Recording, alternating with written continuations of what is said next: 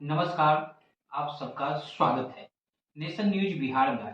अभी हम आप सबके बीच लेकर आए हैं बिहार सरकार में जो कि बिहार दरोगा सब इंस्पेक्टर के पद पर हैं कन्हैया जी। नमस्कार कन्हैया जी। नमस्कार। आप एक अपना छोटा सा परिचय दे सकते हैं? मेरा नाम कन्हैया कुमार हुआ। वर्तमान में मैं गया जिला में पदस्थापित हूँ, बिहार पुलिस में सब इंस्पेक्टर के पद पे। मेरी ज्वाइनिंग वर्ष 2019 में हुई थी और तब से मैं कार्यरत हूँ। मेरा घर मोकामा हुआ। तो आपका जो ये सब इंस्पेक्टर बनने तक का सफर छात्र जीवन से कैसा रहा? छात्र जीवन से कहें तो बहुत ही आसान नहीं रहा, मुश्किल कह सकते हैं। बहुत सारी कठिनाइयों का सामना करना पड़ा। उसके बाद जो है फॉर्म निकला वर्ष 2017 में, इसकी वैकेंसी निकली थी और एग्ज़ाम दिया जाके मोतिहारी वगैरह में, फिर जाके सिलेक्शन हुआ। तो पढ़ाई लिखाई का जो रहा, हम कहीं बाहर पढ़ने नहीं गए, आर्थिक स्थिति उतनी सही नहीं थी, तो अपने घर में ही रह के एक महादेव स्थान में एक लाइब्रेरी है, विद्यार्थी हिंदी पुस्तकालय, तो वहाँ पे ही रह के अपना ग्रुप स्टडी किया। सीनियर जूनियर लोगों के साथ बैठ के वहाँ सुबह 8 बजे से 10 बजे तक पढ़ाई होती थी और फिर रात में ग्रुप डिस्कशन होता था, वहीं पे सेट प्रैक्टिस वगैरह करना, और इसी तरह से हमारा रहा। पढ़ते पढ़ते पढ़ाते पढ़ाते बस फॉर्म निकला, फॉर्म भरे और सिलेक्शन हो गया। अच्छा कन्हैया जी, यहाँ पर जब हम आपका रिजल्ट हुआ तो यहाँ के जो बहुत सारे युवा और बहुत सारे गार्जियन के जुबान पे ये सब निकल रहा था कि देखो, पंक्चर बनाने वाला लड़का अभी बिहार सरकार के सब इंस्पेक्टर पद पर चयनित हो गया। क्या ये बात में सच्चाई है? सच्चाई तो बिल्कुल है। मेरे साइकिल का दुकान है संकट मोचन मंदिर के पास, मेन रोड मोकामा में। उसमें मेरे पिताजी अभी भी साइकिल का दुकान वो है ही। तो हम जब क्लास 2, 3, 4 में ही थे, मतलब बचपन से ही ऐसे शुरू शुरू में तो दुकान में बैठने जाया करते थे, बैठते थे, बैठते बैठते कुछ कुछ काम सीखे। मतलब ये रहा मेरा कि पढ़ाई लिखाई के अलावा जो टाइम बचा तो हम अपने दुकान में चले जाते थे। किसी तरह का एक्टिविटी बाहर में खेल कूद बहुत ज़्यादा नहीं, थोड़ा बहुत होता था। जो टाइम बचा हम चले गए दुकान, दुकान में कुछ काम किए, करते करते काम सीख भी गए, तो काम भी किए और पढ़ाई भी किए साथ साथ।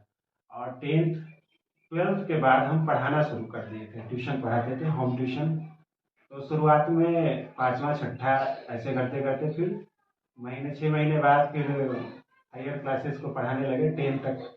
तो ये मेरे लिए बहुत प्लस पॉइंट रहा, ये फ़ायदेमंद रहा, क्योंकि जो भी कंपटीशन लेवल के जो एग्ज़ाम्स होते हैं उसमें 9th 10th के ही मोस्ट क्वेश्चन होते हैं, ज़्यादातर क्वेश्चन उसी से आते हैं।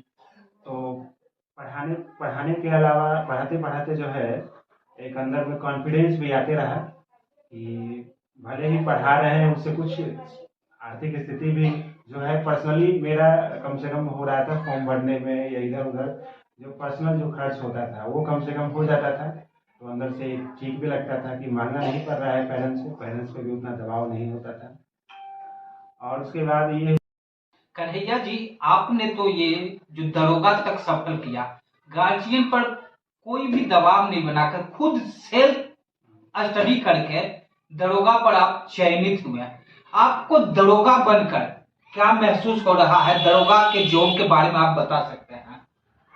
दरोगा बन के बड़ा बढ़िया लग रहा है।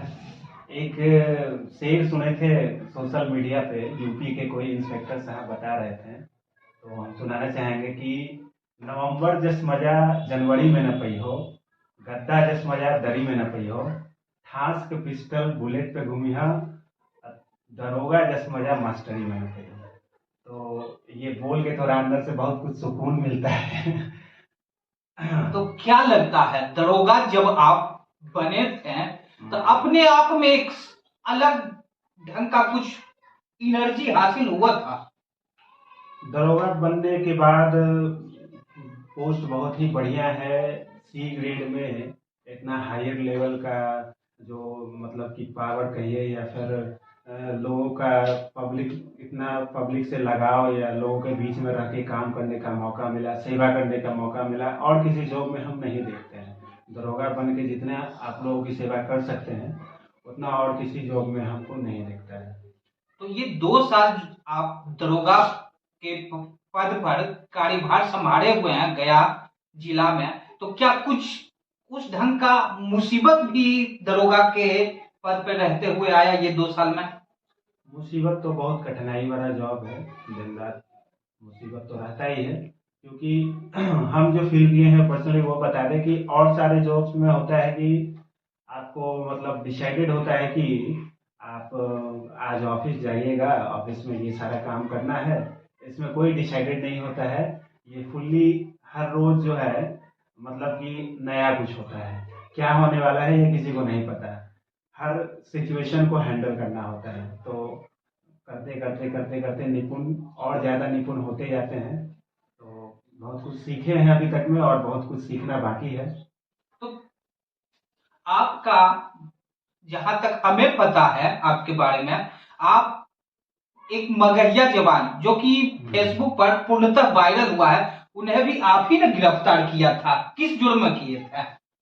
वो कोई भोजपुरी के सिंगर हैं खेसारी लाल यादव, और मगहिया जवान है, तो उन दोनों के बीच में कुछ आपसी विवाद हुआ था, गाली गलौज ऑनलाइन आके उन लोग किए थे, तो उसी में केस दर्ज हुआ था हमारे थाने में, तो उन लोगों को गिरफ्तार करके जेल भेजे थे। तो अच्छा, ये जो दरोगा के पद पर आप हैं, तो क्या दरोगा के पद पर आसानी से छुट्टी मिल जाता है? छुट्टी तो बहुत मुश्किल से मिलती है।